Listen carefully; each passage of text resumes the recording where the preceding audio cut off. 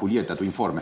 Muchas gracias, compañeros. Así es. Vamos a hablar de los lobbies o los lobistas, que son personas que tienen intereses personales o corporativos, muchas veces, y que lo que quieren hacer, y en su trabajo, en realidad, se basa en eso, porque es un trabajo para muchas personas en nuestro país, aunque quizás no esté tan visibilizado, es influir en las decisiones que se toman desde la política pública, influir en las decisiones de los gobernantes para lograr que esos intereses que tienen se reflejen en una modificación normativa, en un decreto, en una habilitación, en la asignación de, por ejemplo, una obra, ¿no? Para pensar en casos muy concretos y cuestiones que suceden. ¿Cómo funcionan a partir de reuniones, charlas formales o informales? A partir también de enviar información, de generar estudios, investigación, de invitar almuerzos, a viajes y también a veces de dar regalos.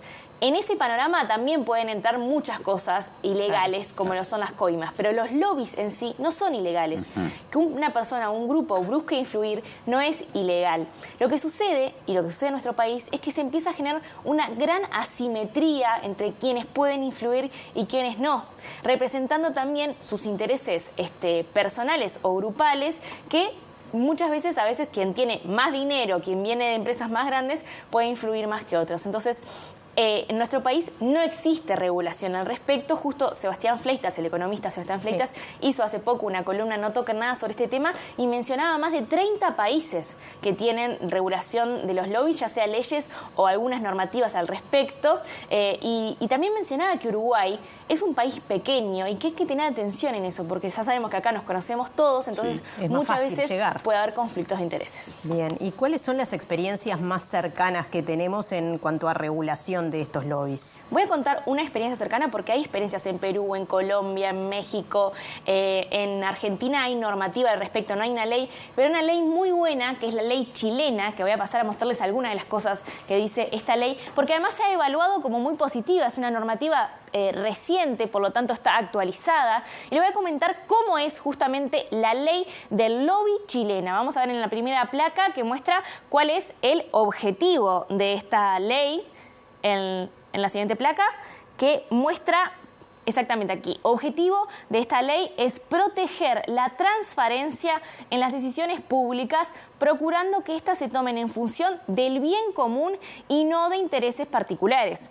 En la siguiente placa explica las formas de implementación. Dice que la ley exige a los sujetos regulados que registren todas las reuniones que sostengan con particulares, los donativos que reciban y los viajes que realicen en ejercicio de su función.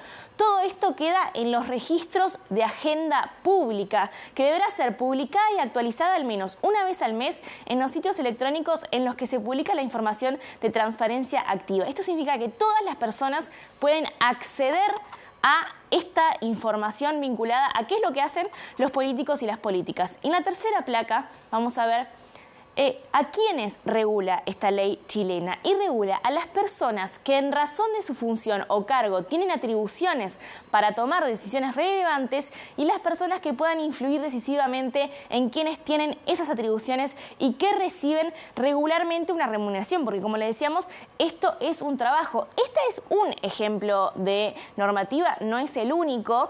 Hay distintas formas de regularlo, porque a veces regulan al decisor y a veces al lobista, ¿no? Claro. Pero de esta manera, y en estos libros y archivos públicos, lo que se puede ver es que la gente, los periodistas, si yo estoy interesado en un tema, puedo entrar a ver qué es lo que hubo detrás de una decisión. En Uruguay no hay ley, pero ¿hay algún proyecto por lo menos? Bueno, Ana Ferraris, integrante de la JUTEP, tuvo un borrador sobre este proyecto, pero en realidad, más allá de esa experiencia, que fue lo que pudimos relevar, no vimos ningún proyecto. Y desde el punto de vista del sistema político, además, parece que tampoco hay mucho interés en regularlo. Estuvimos hablando con el expresidente de la JUTEP y experto, además, en términos de transparencia, Ricardo Gili Riverne, y esto fue lo que nos dijo. Hay una vieja discusión con los lobbies y es si son algo legítimo o no, o si son necesariamente casos de corrupción. Yo te diría que se ha avanzado sólidamente en el sentido de afirmar de que no se trata de casos de corrupción, sino de una práctica que, por ejemplo, Transparencia Internacional dice que es legítima, pero que debe ser regulada, o sea, que tiene todas las condiciones para que haya corrupción si no le estableces reglas de juego claras, transparentes, con temas de integridad, con controles, con sanciones. Lo que sucede es que esas condiciones son muy complejas, o sea, son muchas, y nadie las quiere hacer.